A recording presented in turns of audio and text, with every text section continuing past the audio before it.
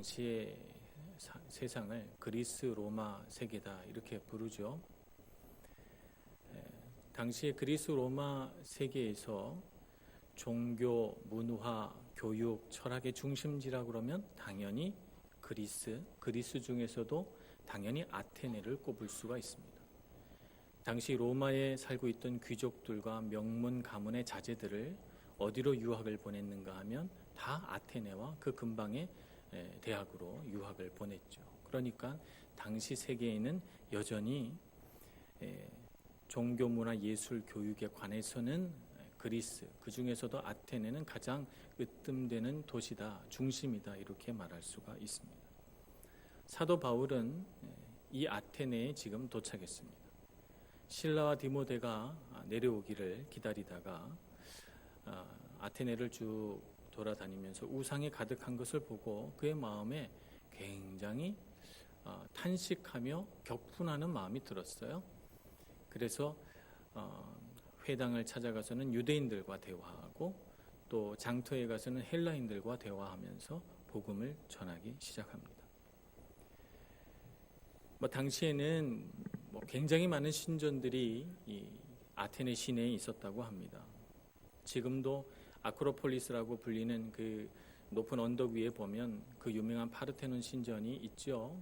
거기에는 금으로 전부가 감싸준 그 아테네 여신의 모습이 있었다고 전해져 내려옵니다. 거대한 아테네 여신의 신상이 모셔져 있는 파르테논 신전, 또 에릭테이온이라고 하는 여러 신들을 모시는 만신전과 같은 그런 신전도 있었고, 또 로마의 여신을 모시는 로마 여신전, 또 아우구스투스를 기념하는 황제의 또 신전 등등 해서 굉장히 많은 신전이 있어서 당시 페트로니우스라고 하는 로마 사람은 와서 아테네를 구경한 뒤에 아테네에서는 사람보다 신을 찾기가 더 쉽다라고 하는 유명한 말을 했을 정도입니다. 얼마나 많은 신들이 있었는지 몰라요. 그 중에서도 사도 바울은 대화를 나누다가 당시의 철학과 교육 문화를 주름잡던 두 학파와 마주하게 되는데요. 한 학파는 에피쿠로스 학파, 또 한 학파는 스토아 학파, 이 두 학파와 복음에 대해서 이제 대화를 하게 됩니다. 우리가 익히 잘 알고 있다시피 에피쿠로스 학파는 선을, 우리 사람이 추구하는 가장 높은 선을 뭐라고 생각하는가 하면 쾌락이라고 생각합니다. 그들은 삶의 목적이 우리 몸과 마음에 고통이 없는 상태를 삶의 목적이라고 그렇게 말하죠. 그래서 그들은 우리의 몸과 마음에 고통이 없기 위해서 쾌락을 추구합니다. 그들이 추구하는 쾌락이란 우리가 오해하는 바와 같이 무슨 방탕한 생활이라든지 성적인 문란함이라든지 그런 것은 아니었습니다. 그들은 그냥 소박한 쾌락을 추구하고 오히려 덕을 드러내며 덕을 실천하며 욕망을 제한하는 것을 오히려 쾌락을 얻을 수 있는 방법이라고 주장했던 이런 사람들입니다. 반면 스토아 학파는 제논이라고 하는 사람이 창시를 했는데요. 행복을 얻을 수 있는 방법은 절제와 금욕이다 이렇게 주장을 했어요. 그래서 사람으로 하여금 어떻게 하면 행복을 얻을 수 있는 힘을 줄 수 있을까? 그것을 연구해서 절제와 금욕 생활을 통하여 행복을 추구하는 삶을 살아가도록 했던 학파가 스토아 학파입니다. 그들과 대화하는 중에 사도 바울의 이 전하는 복음의 내용에 대해서 매우 새롭게 여긴 이 두 학파의 철학자들은 그를 데리고 아레오바고라고 하는 언덕으로 올라갑니다. 아크로폴리스가 높이 세워져 있다면 그 아래쪽에 자그마한 돌로 된 언덕이 있는데 그 언덕을 아레오바고라고 불렀습니다. 뜻은 전쟁의 여신이 아레스라고 불렸으니까 전쟁의 여신 아레스에게 바쳐진 언덕이다 이런 뜻입니다. 아레오바고의 의미는 돌덩어리가 무슨 의미가 있을까 싶지만 당시에는 종교와 도덕과 윤리에 관한 재판을 이 아레오바고에서 했습니다. 소크라테스도 이 아레오바고 언덕에서 재판을 받았죠. 그러니까 이 아레오바고 언덕이라고 하는 이곳은 아테네에서는 공적인 생활에 있어서 시민과 또 당시의 권력자들이 공적인 생활을 해 나갈 때 가장 권위 있고도 높은 장소가 이 아레오바고예요. 사도 바울을 아레오바고로 초대해서 얘기를 들어보겠다라고 하는 것은 그냥 시장이나 유대인 회당에서 그냥 가십거리로 하던 얘기를 이제 공적인 자리에서 정식으로 들어보고 그의 말을 들으면서 판단해 보고자 하는 아테네 철학자들과 시민들의 어떤 욕구다 이렇게 말할 수가 있는 것이죠. 사도 바울은 이 아레오바고에서 복음을 전할 수 있는 것을 굉장히 좋은 기회로 여겨서 그는 아레오바고에 높이 서서 하나님을 믿는 복음에 대해서 말하기 시작합니다. 그가 서두를 꺼낸 것은 아테네 시민들을 향하여 너희가 범사에 종교심이 많도다 이렇게 말합니다. 얼마나 종교심이 많은지 아테네 시내에 이렇게 많은 신전들이 있다는 거예요. 그러면서 심지어는 어떤 신전도 받는가 하면 알지 못하는 신에게라고 쓰여져서 그 알지 못하는 신에게 바쳐진 신전도 보았다는 것이죠. 주후 2세기 그리스의 지리학자 파우사니아스라고 하는 사람이 쓴 그리스 안내라고 하는 책자에 보면 그리스 아테네 곳곳에 미지의 신에게 바쳐진 제단이 있었다. 그래서 그 지도에다가 표시를 해놨어요. 그러니까 이 사도 바울이 말하는 것이 그냥 어느 동네에 조그맣게 있는 지나가면서 그냥 어쩌다 눈여겨봐야만 볼 수 있는 그런 신전이 아니었고 아테네에는 어떻게 하면 신을 더 많이 섬길 수 있을까 생각을 해서 심지어는 우리가 알지 못하는 신도 있을 테니 알지 못하는 미지의 신에게 바쳐진 신전도 만들자 이 정도의 어떤 종교심이 있었다는 것입니다. 그래서 사도 바울은 23절에 이렇게 말합니다. 너희가 알지 못하고 위하는 그것을 내가 이제 알게 하리라. 알지 못하고 미지의 신에게 이렇게 바쳤는데 내가 그 미지의 신을 너희에게 알게 해주겠다 이렇게 말합니다. 그러면서 하나님을 소개합니다. 하나님은 온 천지 만물의 창조주이시자 주인이시다 이렇게 선언합니다. 그러므로 하나님은 사람의 손으로 지은 이 신전에 거하시지 않는다 이렇게 선언합니다. 하나님께서 이 세상 온 우주 만물을 다 만드셨고 또 이 온 우주 만물의 창조주이시니 당연히 주인이시잖아요. 그런데 어떻게 사람이 지은 신전 안에 가두어져 있겠느냐는 말이에요. 사람이 신전을 지어서 그 안에서 예배하는 것은 어리석은 것이다 이렇게 말합니다. 또 만민에게 생명과 호흡과 만물을 주셨다 이렇게 말합니다.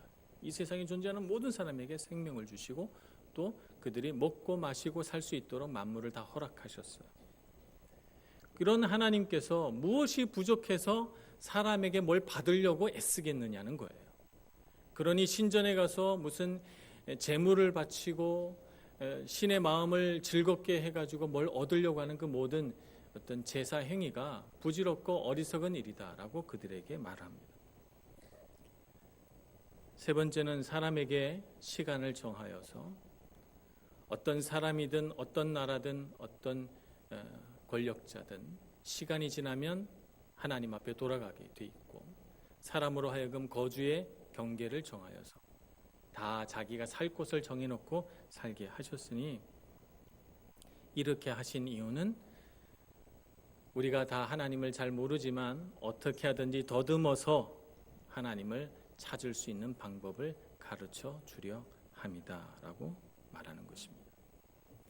그러니 아테네 사람들아 알지 못하는 신에게 경배할 그런 마음을 가지고 하나님을 찾고 하나님을 알으라라고 하는 것입니다.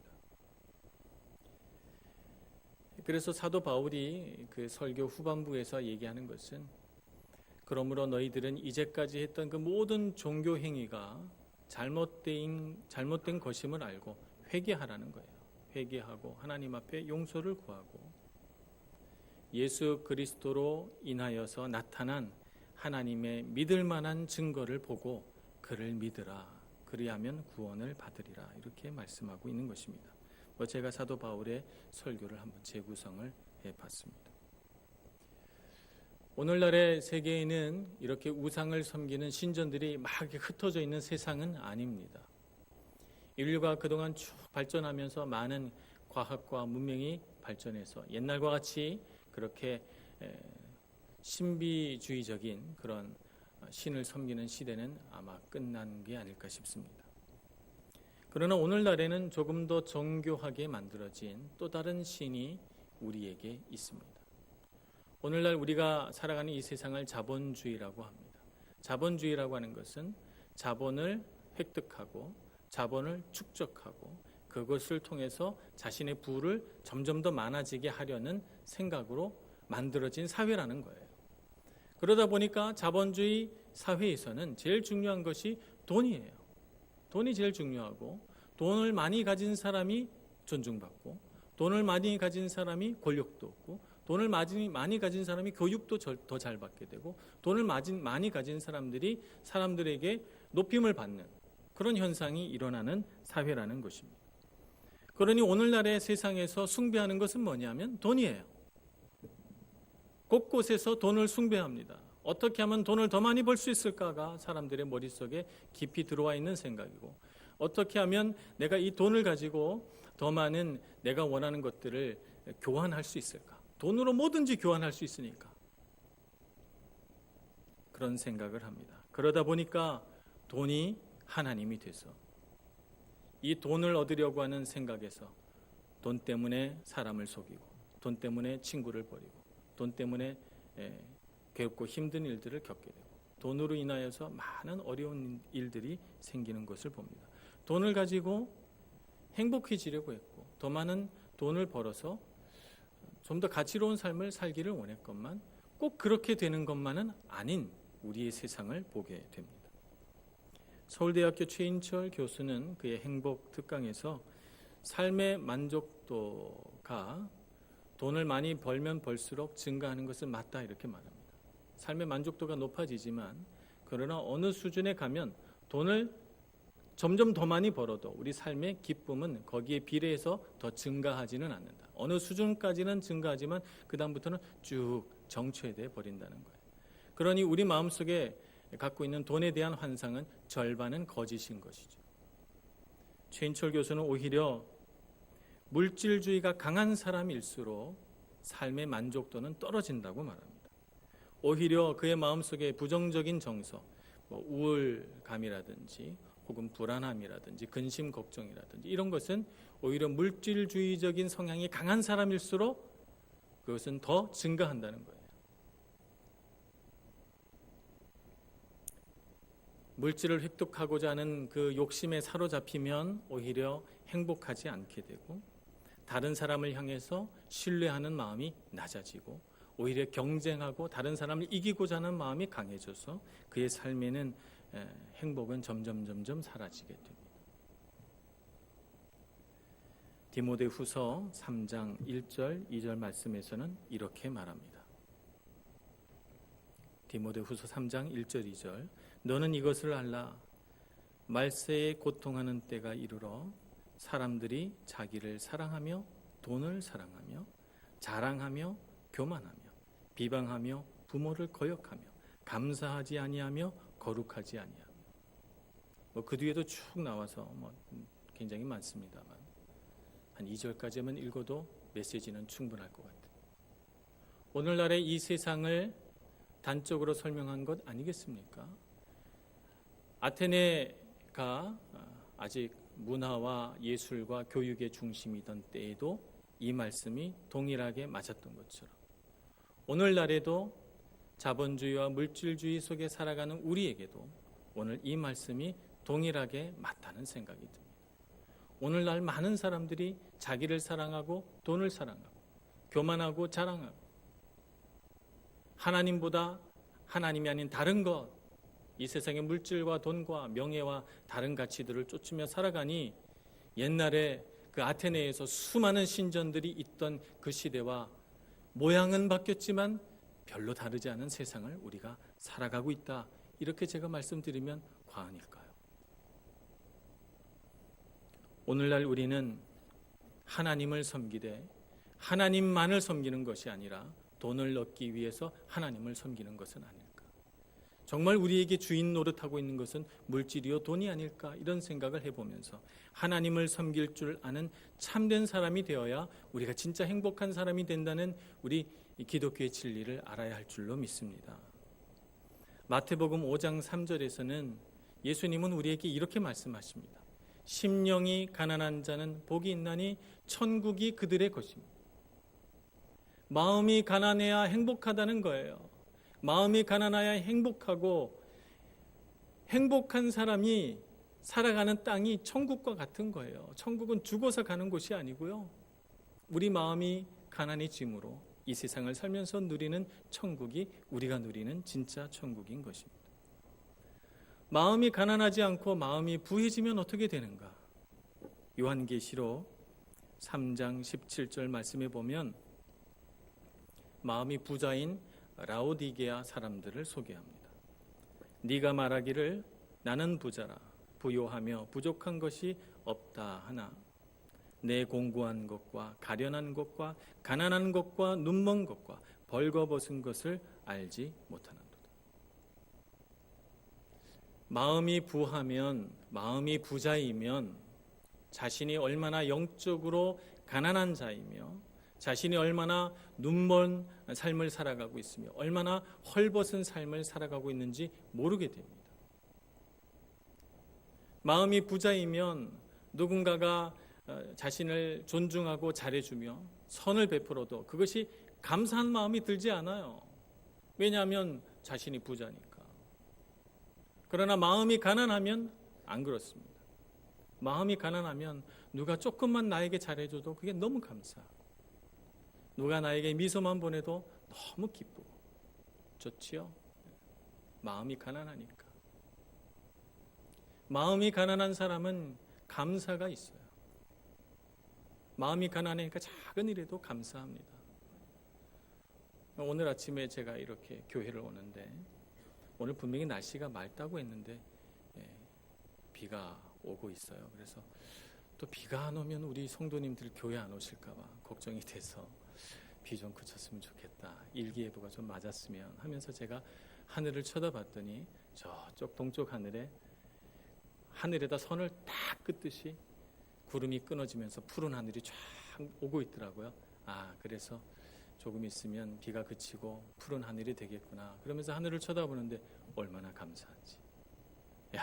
한국에서는 볼 수 없는 이 깨끗한 공기와 아름다운 자연과 이 편안하고 좋은 우리 이태리 사람들 얼마나 감사한가 우리가 이 땅을 살아가는 것이.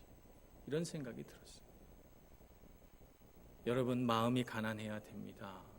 마음이 가난하고 마음이 부자가 되면 사람들이 선물을 해도요 이까지 선물 이렇게 생각을 해서 밀쳐두게 돼요.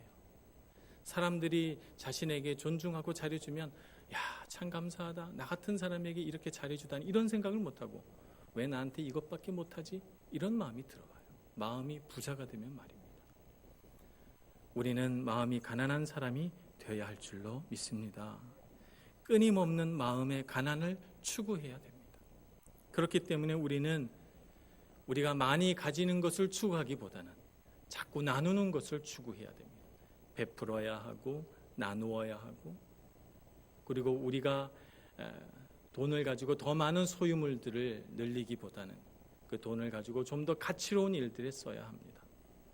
조금 더 아름다운 것들을 보고 조금 더 거룩한 것들을 보고 조금 더 가치 있는 것들에 우리의 돈을 쓸 줄 알아야 하는 것입니다.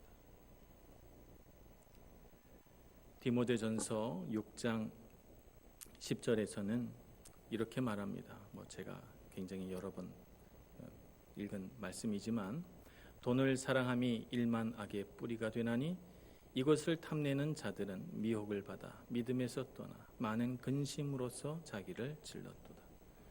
오늘날 자본주의 세상에서 살아가는 많은 사람들이 하나님 대신 돈을 경배하고 돈을 가까이하고 돈을 사랑합니다. 돈을 사랑하다 보니까 그것이 우리 마음에 악의 뿌리가 돼서 그것이 우리의 마음을 유혹해서 우리로 하여금 하나님을 믿는 믿음에서 떠나게 하고 하나님을 믿는 믿음에서 떠나니까 그의 마음이 많은 근심과 걱정으로 물들어 오히려 고통당하고 괴로움을 당하게 되는 것입니다. 돈이 문제가 아닙니다. 제가 돈이 문제라고 말씀드리는 것이 아니에요. 돈을 대하는 사람의 태도가 문제인 것입니다. 돈에는 인격이 없습니다. 인격이 없는 존재와 사랑에 빠지는 것은 불행입니다. 우리는 오직 사랑해야 할 만한 존재를 사랑해야 행복합니다. 자비로우시고 선하시며 인격적이신 하나님을 만나고 그분을 경외할 때 우리가 행복해지는 줄로 믿습니다. 그러니 돈을 만드시고 돈을 주시는 하나님을 경외하고 사랑하시는 여러분들이 되시기를 바랍니다. 돈을 사랑하지 마시고 말입니다. 제품에는 사용 설명서가 반드시 있게 마련입니다.